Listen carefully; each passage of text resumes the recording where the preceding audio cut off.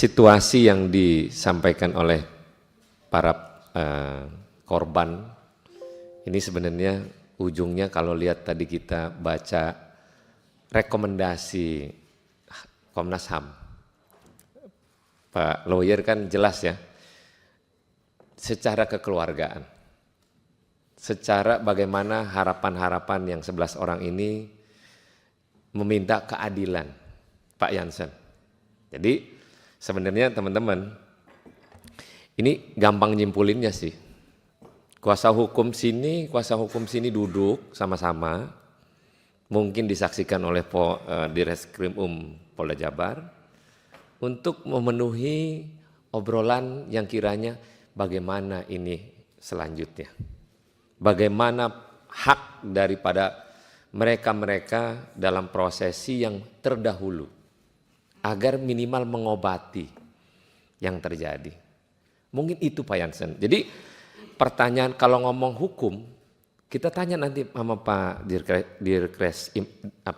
Krim Polda Jabar. Pasti ngomongnya ntar kadaluarsa. Jadi bingung. Ini pihak yang 11 orang ini cuma minta keadilan aja Pak Jansen.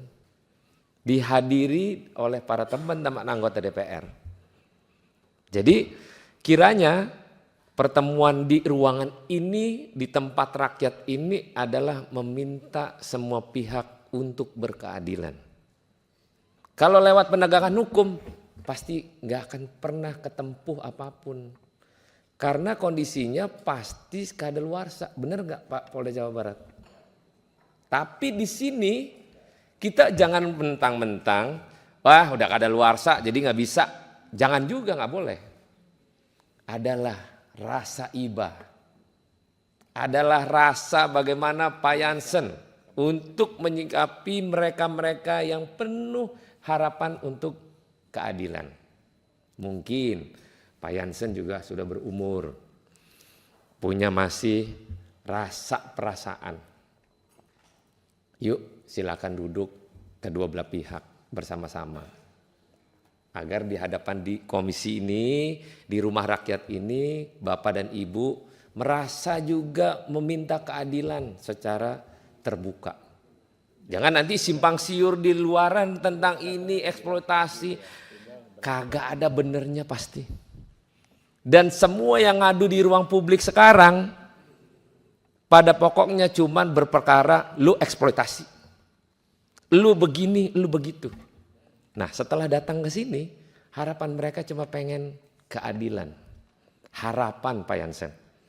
Nah izin teman-teman, kalau kita kulitin ini urusan, nggak akan selesai. Hanya bisa diselesaikan para pihak duduk sama-sama dengan kepala dingin. Apa yang diharapkan 11 orang ini kepada Pak Jansen dan pengelolanya. Walaupun ini kan udah tutup ceritanya. Tapi ya Pak Jansen, mereka-mereka masih punya harapan lah. Minimal yuk duduk sama-sama, kira-kira apa sih yang akan untuk dipermasalahin yang bisa selesai secepatnya. Saya harap keluar dari sini Bapak dan Ibu komunikasi untuk bertemu. Kira-kira begitu ya teman-teman ya. Nah supaya Bapak Ibu di hadapan masyarakat seluruhnya ingin meminta keadilan, datanglah ke sini dengan semua upaya. Tapi juga jangan semena-mena, nggak boleh. Ada unsur penegakan hukum, perlunya mereka adalah untuk menjadi seorang yang bisa menengahkan. Pak Jansen setuju nggak kira-kira para pelapor ini dengan harapan-harapan kebaikan Pak Jansen terbuka di ruangan ini? Kalau Pak Jansen bilang saya siap Pak, nah jadi senang Pak, Bapak selesai ruangan ini sama-sama kita berjabat tangan dengan menyetujui bagaimana menyikapi selanjutnya harapan-harapan dari yang 11 orang ini. Silakan Pak. Bapak Ketua Pimpinan dari Komisi 3, mungkin saya mau klarifikasi dulu. Tidak sepihak, karena sekarang kan kita sudah dirugikan. Nama-nama dirugikan kemana-mana dengan media-media yang tidak tertanggung jawab dan belum ada kebenarannya. Tentu kami juga minta Komisi 3 ada keadilan buat kami. Kami juga punya karyawan sekarang ribuan Pak, ada 5 ribuan. Kalau satu keluarga ada 45 ribu orang, ada 20 ribuan yang perusahaan tanggung jawab. Tentu kita juga kasihan mereka semuanya. Dan juga bisa tunjukkan kita juga bagaimana masyarakat sekitar lingkungan sana. Mereka juga harapkan untuk daripada perusahaan ini. Dan begitu juga daripada bagaimana ke Pemdanya, bagaimana supplier yang semuanya. Itu penangkutan daripada perekonomian dari kota kita. Dan perkenankan saya mungkin menjelaskan dulu supaya mengimbang, karena saya terus membungkam dan kita via sirkus membungkam, karena ini udah almarhum juga orang tua kami, asal usulnya sudah tahun sekali ke mereka. Tadi tanya pertama dulu yang dijawab sana, tolong Bapak mungkin kan itu diserahkan ke orang tua saya. Nah kan saya juga nggak tahu, kan saya masih kecil juga di sirkus sama-sama mereka semuanya, dan bedanya nggak berapa. Dan diserahkan sana, perjanjian apa kita tidak tahu juga. Tapi kan sudah, ya Bapak Ketua, maaf ya, mereka sudah ditelusurkan ke tempat-tempat mereka punya, mana kan dari panti asuhan, dari mana semua, mereka sudah kenal, mereka datang ke rumah, ini semuanya, menitip semuanya. Dan kadang-kadang kita malu ngomongkan ke media, nanti kan kode etik seseorang, ada HAM. Nah kalau sini saya juga mungkin izin ya, saya buka-bukaan. Kalau enggak nanti jangan hanya sepihak kami dirugikan, kita nggak ngomong. Tapi kalau kita ngomong kan sama-sama merasakan bagaimana ini kan. Saya contohkan dulu, ada 2 contoh saya bawa sini kalau izinkan Bapak Ketua itu. Ya. Satu menaikkan IDA Pak. Untuk IDA mengalami suatu yaitu tuduhannya kepada kami atau melantarkan saudara Ida ini, memang Ida mengalami kecelakaan kerja, yaitu saya tidak bisa mengungkapkan itu betul kejadian, bahwa yang namanya sirkus memang penuh resiko.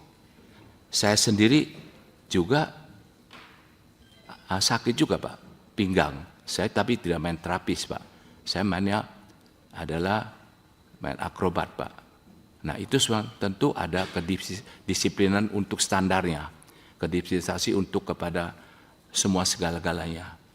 Namun kami memiliki bukti waktu jatuh langsung pakai pesawat Garuda, yaitu tiketnya ada, nanti bisa dilakukan. Juga dibawa tanggal itu juga masuk ke rumah sakit Sumber Waras, dioperasi dengan dokter yang ini ada juga buktinya, dan juga dirawat. Dan itu Bapak Ibu anggota Dewan yang terhormat,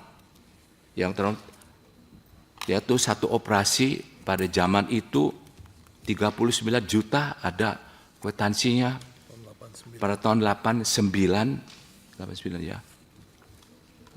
Sebelum krisis moneter Pak, itu jelas sekali, berat sekali buat kita mungkin bisa tutup semuanya. Tetapi apa itu semuanya? Karena musibah Pak, kita usahakan. Langsung pesawat, langsung jalan, langsung pesakit. Dan 3-4 bulan ada juga yang mengurus di rumah-rumah yang ada semua Pak. Ya, nanti bisa diunjukkan semua juga. Dan kami juga memiliki bukti bahwa Ida bekerja digaji, ada gajinya. Dan mereka Sabtu Minggu bisa pulang ke rumahnya. Karena orang tuanya datang, udah lihat, udah tahu. Ya, saksi-saksi semua ini yang masih ada sekarang kami bawakan sini. Itulah semua yang kita lakukan. Jadi tidak kita bilang sewenang-wenang dilantarkan, tidak Pak. Sampai akhirnya, yaitu terapi ada juga puluhan juta terapinya. Jadi ada 3 rumah sakit, ada dokternya datang ke rumah.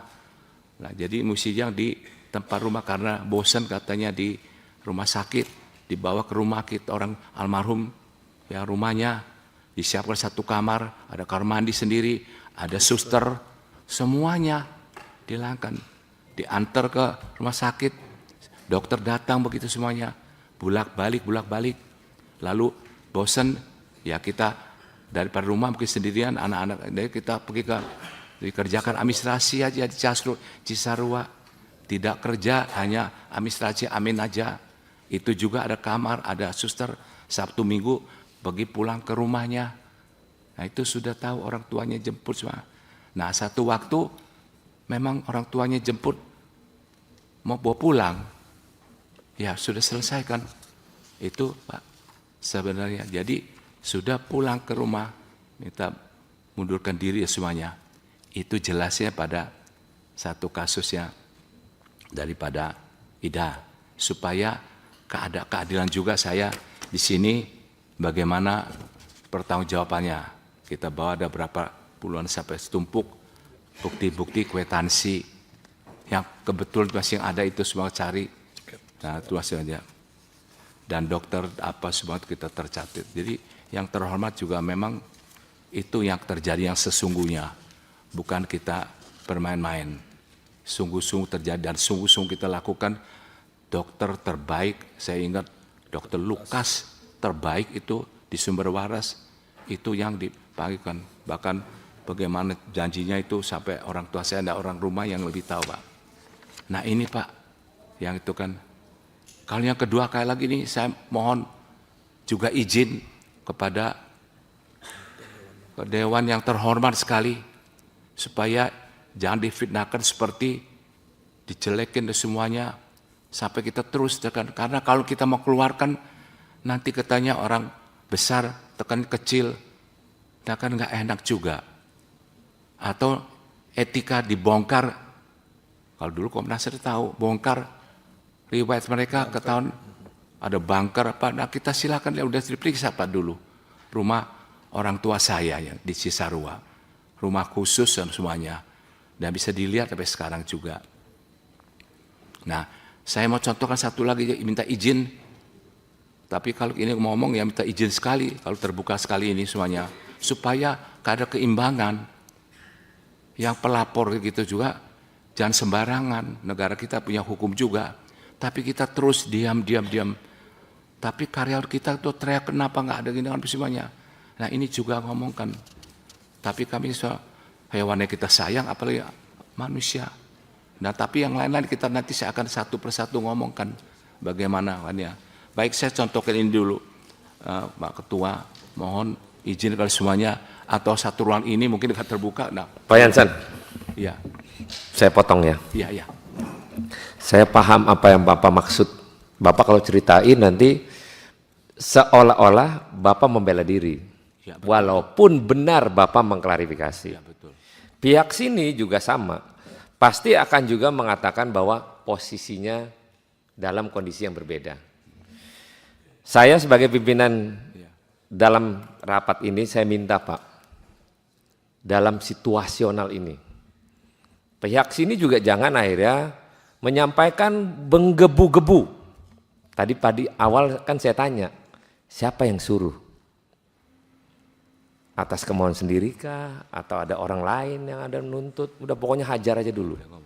Kan kita nggak tahu, makanya saya di awal bertanya. Di tengah-tengah pun saya tadi bilang, jangan semena-mena. Itu maksud dan tujuan saya ngomong tuh ada alurnya. Disampaikan tadi, menyampaikan klarifikasi. Mau salah benar Pak, pasti orang pengennya benar semua Pak. Nggak ada yang mau kalah, nggak ada. Tapi kan saya minta tadi, kalau Bapak merasa dirugikan dengan situasi ini, di sini juga merasa dirugikan dalam kondisi yang berbeda. Makanya duduk sama-sama Pak. Bapak merasa bahwa saya minta dari para pelapor misalnya, tolong lurusin dulu, jangan ngomong semau-maunya, bilang dieksploitasi lah, inilah segala macam. Nanti Pak Jansen jabarin lagi, nanti nggak selesai nih barang Pak. Nah, Di sisi momen ini Pak Jansen, kiranya juga sama-sama duduk. Apa harapan Pak Jansen? Pak Jansen memang minta diklarifikasi, terbuka di media bahwa situasi ini adalah begini misalnya. Itu bisa Pak. Yang penting Bapak dan sama-sama duduk. Jangan nanti kan Bapak mau klarifikasi nih, pening pala kita Pak. Dirkrim juga pening palanya. Karena harus ngecek 35 tahun lalu. Parah nanti. So, saya minta Pak, nanti duduk sama-sama. Bapak merasa dirugikan karena satu grup saya terkena eksploitasi berita. Dirugikan kami. Bagaimana untuk penyelesaiannya?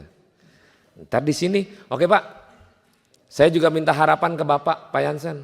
Tapi tolong penuhin dulu terkait dengan apa yang menjadi perdamaian bersama. Supaya enak Pak, Bapak juga mungkin juga merasa dirugikan secara ruang publik. Wah katanya begini, baru satu yang diceritain tadi kan Bapak udah sampein. Nah kita harapannya Pak Jansen dan pihak sini duduk sama-sama Pak. Duduklah, nanti orang tengahnya Dirkrim Polda Jabar. Mana-mana yang mesti diselesaikan secara ruang terbuka disampaikan dan di bawah meja. Kalau tadi sesuai Komnas HAM sampaikan kan kekeluargaan. Kalau ngomong nanti Bapak benar terus, ntar yang di sini salah. Bapak nanti dihujat lagi. Oh, you mentang-mentang orang kaya jadi ngomong seenak-enaknya. Salah lagi Pak. Tapi yang di sini juga nggak boleh juga menuduh bahwa ini nggak benar, nggak bisa ini. Tahu-tahu di sini ada bukti. Oh ini loh, ini dikasih loh. Jadi jangan sampai gitu. Kita pengen di ruangan ini Bapak dan Ibu ketemu menyatukan satu persepsi yang sama. Ya udah, kita memang mungkin salah. Yang sini, iya Pak, saya mungkin ceroboh Pak, udah bikin konten Pak. Yang semuanya belum tentu benar. Bukan begitu Pak Dirkrim Jadi izin Pak, daripada nanti cerita banyak nih, kan kita nih kerjaannya masih banyak Pak juga nih Pak. Jadi kiranya Pak Jansen sama tim lawyer sini duduk sama-sama, yuk dudukin, barengin apa kehendak Bapak, kehendak sini tadi udah disampaikan, supaya jangan lagi ada tuh berita-berita pihak pelapor dan pihak pengelola kiranya duduk bersama. Setelah nanti keluar ruangan ini, kalau ada wartawan yang tanya, sudah kami sampaikan bahwa kita akan duduk bersama, saling silang apa yang menjadi apa yang mesti disampaikan kedua belah pihak. Jadi Pak, kita ini Pak jadi orang gede salah, orang kecil salah Pak. Berat Pak. Jadi kita ini berat. Kita mau belain ke kanan salah, ke kiri salah. Tapi kita nggak mau belain dua-duanya Pak. Kita pengen Bapak dan Ibu sama-sama duduk, selesaikan permasalahan secara damai. Kekurangan pasti ada, di sini apalagi. Pasti ada kekurangannya. Dari kekurangan itu yuk sama-sama agar jangan jadi liar di republik ini cuman gara-gara ngomong eksploitasi. Sedangkan eksploitasi banyak Pak. Kemarin di Jakarta, di Priuk Pak, eksploitasi jalan Pak. 10 jam macet Pak. Sebel Pak. Itu eksploitasi juga namanya. Tapi karena ini Pak udah di sini, keluar ruangan ini selesai rapat, mari kita secara pikir dengan cara damai yang baik-baik. Tepuk tangan dulu buat kita semua. Izin Pak, izinkan kalau tidak dari keluarga saya lihat hati kan semuanya kan juga rasanya keadilan kurang. Kan kelihatannya nanti image itu mereka tuh melari, kan tadi sudah mau dengar. Nah kenapa melari? Nah ini kan satu tunggak dasarnya Pak, kenapa melarikan diri, kenapa ini semuanya, itu kan diumumkan. Nah saya contoh dulu satu supaya bisa lebih jelas lagi dari Dewan yang kami hormatkan. Kalau kan masih di beningnya, oh, lari, dipukul, di ini pakai ini kan. Kalau patok sirkus Pak, lebar sekitar sepaha kita Pak, 1,5 meter. Itu kalau untuk bermukul orang, ngangkat 2 tangan juga nggak bisa Pak. Mau bagaimana ngayunin Pak? Itu untuk ditancap ke tanah, untuk ngikat tambang. Jadi itu 1,5 meter atau begini semuanya. Nah kalau di setrum katanya, loh Ya kalau kita ada strum saya, mungkin saya mati Pak, langsung jantung stop Pak. Untuk gajah itu semuanya. Dan itu kan nggak dipakai semua Pak. Ada kita bawa saksi nanti bisa ngomong Pak. Jadi dewan juga pimpinan bisa dengar semua Pak. Kalau nggak, ini kenapa ada strum itu untuk menjaga kalau gajah ngamuk bagaimana kepada itu ada atau bagaimana terakhir ditembak mati gitu semuanya ada alat senjatanya itu peraturan dari polisi juga ada Pak. Nah baik Pak, barangkali ini saya mesti ngomong dulu kalau enggak kenapa melarikan diri. Nah ini kan semuanya kalau kita ini mungkin baru bisa mengetahukan.